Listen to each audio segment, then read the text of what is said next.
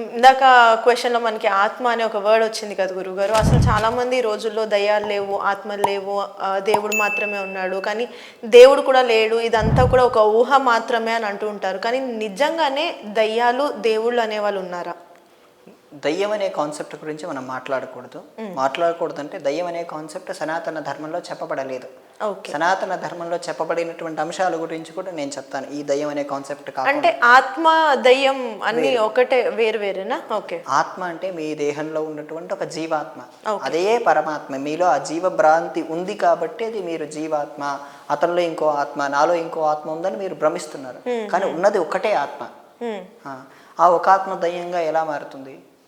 చనిపోయిన తర్వాత ఆత్మ గాల్లో కలుస్తుంది, అది దయ్యంగా మారుతుంది అని మన చిన్నప్పటి నుంచి స్టోరీలు వింటూ ఉన్నాం కదా. మీరు భగవద్గీత తెలుసా మీకు? తెలుసండి. భగవద్గీతలో కృష్ణుడు ఒక శ్లోకం చెప్తారు. వాసాంసి జీర్ణాని యథా విహాయ నవాని గృహ్ణాతి నరోపరాని తథా శరీరాన్ని విహయా జీర్ణాన్యన్యాతి సంయాతి దేహి.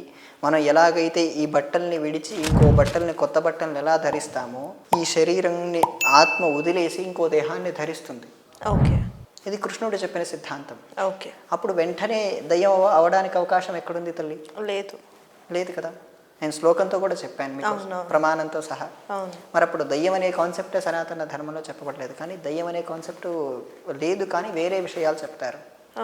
భూత, ప్రేత, పిశాచ, బద్ధ, రాక్షస, బ్రహ్మరాక్షస, యక్ష, యమదూత, శాకిని, డాకిని, స్వాపిషు, ఇలా రకాలు ఉన్నాయి తల్లి. ఇటువంటివి మనల్ని బాధిస్తాయి. బ్రహ్మరాక్షసులు అనేటువంటి పదం మీరు ఎప్పుడైనా వినే ఉంటారు. వాళ్ళు ఎంతో జ్ఞానాన్ని పొంది వాళ్ళు చనిపోయినప్పుడు వాళ్ళు కోరికతో బాగా చనిపోతారు.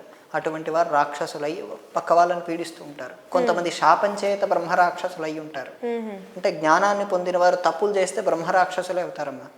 ఇప్పటిదాకా మనం ఆదివారం అనే కాన్సెప్ట్లో మాట్లాడాం. తెలియనప్పుడు చేస్తే పొరపాటు, తెలిసాక చేస్తే తప్పు.